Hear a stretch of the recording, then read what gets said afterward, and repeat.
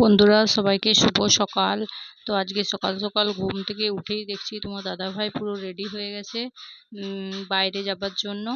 আমাদের বাইরে একটু কদিন ছাড়া ছাড়াই কাপড় নিয়ে যায় আর কি। তো বাইরে যেয়ে দেখছি যে বৃষ্টি পড়ছে, টোটো ডেকেছে, টোটোয় করে যাবে আর কি বাস স্ট্যান্ড, তারপর বাস স্ট্যান্ড থেকে বাসে যাবে। তো যা বৃষ্টি হচ্ছিল সকাল থেকে, সেজন্য বেরিয়ে পড়লো ছাতা নিয়ে। ঋষি তোর বাবাকে উঠের থেকে দেখতে পাইনি, তারপরে অনেকক্ষণ পর উঠলো, ব্রাশ করলো, তারপর খেলাচ্ছে। তারপরে এই যে আমি ওর জন্য খাবার নিয়ে চলে এসেছি। এই যে ওর জন্য হরলিক্স গুলেছি আর বিস্কুট। ও তো 3টে বিস্কুট খায়, খুব একটা খায় না সকালবেলায়, তো সেই জন্য খুব একটা বেশি ভেজাই না। তো এই বর্ষাকালে ঝিমঝিমিয়ে বৃষ্টি হচ্ছে আর বন্ধ হচ্ছে, বৃষ্টি হচ্ছে একবার করে রোদ দিচ্ছে আর বন্ধ হচ্ছে, এই শুধু হচ্ছে। তো ঋষিকে খাওয়ানোর পর আমিও আজকে চা খাবো না, আজকে শিব মন্দিরে পুজো করাতে যাব। এই যে দেখো সেই জন্য রেডি হয়ে গেছি, ঘর ফর মুছে চান করা হয়ে গেছে, লাল পেড়া সাদা শাড়ি পরে নিয়েছি। তো শিব মন্দিরে যাব। আজকে শ্রাবণ মাসের প্রথম সোমবার বলে কথা, শিবের মাথায় জল না ঢাললে হয়। তো আমাদের বাড়ি থেকে শিব মন্দিরটা অনেকটাই দূরে, সেজন্য সকাল থেকে কিছু খাইনি আর করিনি। চান টান করে তো রেডি হয়ে মনে হচ্ছে বাইরে পুজো করাতে এবং আমার ঘরের ঠাকুরকে একটু পুজো করবো না, সেই জন্য আমার ঘরের শিব বাবাকে দেখে নাও। তো এই যে পুজো করে নিচ্ছি। তো ফুল দিয়ে বেলপাতা এনেছিলাম, সবই এনেছিলাম, তো ওখান থেকে একটু একটু নিয়ে আমার বাবাকে পুজো করে দিচ্ছি।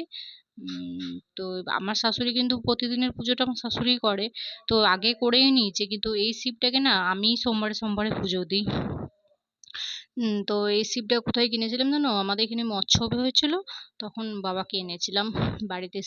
শিব ঠাকুরটা বেশ বড় বটে।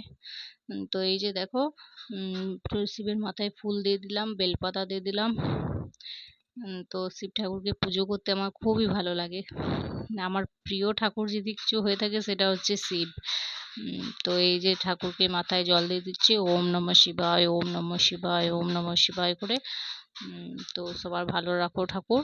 এদিকে শিব ঋষি যাবি ঠাকুরকে নাকি? পুজো করে নিচে নেমেছি, আর এদিকে ঋষি আমাকে এই যে যাওয়ার বন্ধুরা, জন্য আমার ঝপ পুজোর করছে। থালাও আমি এই রেডি, যে তো থালা চলো নিয়ে পুরো বেরিয়ে পড়ি। রেডি হয়ে গেছি পুজো করতে যাওয়ার জন্য। তো ঋষি কখন থেকে ঝপ করছিল, আর সেই টাইমে বৃষ্টি নেমে গেছিল, তো ঋষিকে আর সেজন্য নিয়ে গেলাম না, ওর ঠাম্মির কাছে রেখে দিয়ে গেলাম। এই যে দেখো মন্দির চলে এসেছি। তো মন্দিরে দেখলাম একজন ঢুকে আছে। তারপরে বামুন ঠাকুর আসতে তো অনেকটাই লেট করেছিল, তো এই যে পুজো হয়ে গেল। তো এই তো আমি চলে এসেছি বাড়ি, মানে বাড়ির কাছাকাছি চলে এসেছি। আর বিকেলে দেখো, সারাদিন তো খাওয়া দাওয়া বলতে আমি হোম ডেলিভারির ভাত খেয়েছি, সেই জন্য ভাতটা তোমাদের দেখাইনি। আর এটা বিকালে ঋষির অনেকদিন পর ঠাম্মির কোলে চাপতে মনে গেছে, ও ঠাম্মি তো এখন আর কোলে নিতেই পারে না, ঋষি যেহেতু বড় হয়ে গেছে, সেজন্য একবার আবদার করে চাপলো।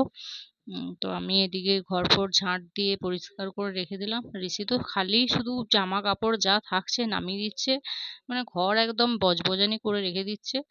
তো বাগাতে তো হবেই। তো এই যে দেখো বিকেলে একটু পরে আমি এই ঋষির বাবা আর কি এনেছিল কলা ফুল। তো তোমাদের ওখানে ওটা কি বলে আমি জানি না। তো কলা ফুল বাছার কিন্তু খুবই ঝামেলা, সেজন্য এই যে দেশলাই কাঠিগুলোর মতন ফেলতে হয়, আর একটা ছালের মতন থাকে, ওগুলো ফেলতে হয়। তো বাঁচতে বাঁচতে তো পুরো সন্ধে হয়ে গেল। তো আবার বেগনি করতে হবে, মুড়ি খেতে হবে, অনেকই কাজ, কাজের তো সংসারের শেষ নেই বলো।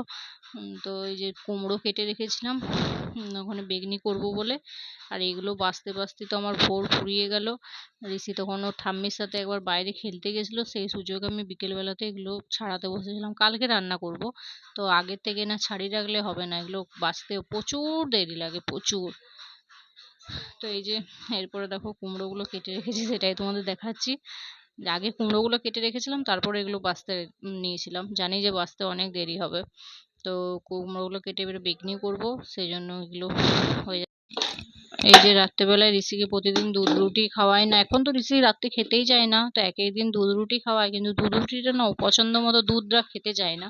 তো সেজন্য আজকে ভাবলাম যে একটু সুজি করে দিই ঋষির জন্য, রাত্রেবেলায় সুজি খেয়ে একটু ঘুমোবে।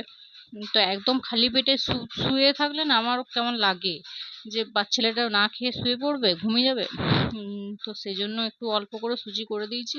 তো আমি ছোট টিনের বাটিটায়, মানে অ্যালুমিনিয়ামের বাটিটাতেই করি, বেশ সুবিধা হয় বুঝলে। তো ভালো দেখানোর জন্য আমি ভালো কিছু কড়াই ফড়াই করি না, এইটুকু সুজি করেছি, তো সেই জন্য ছোট বাটিটাতেই চাপিয়ে দিয়েছি। তো ঋষি মোটামুটি সুজি খেতে ভালোবাসে, সেজন্যই ভাবলাম যে দুধ রুটিটা বদলে আজকে একটু সুজি করে দিই।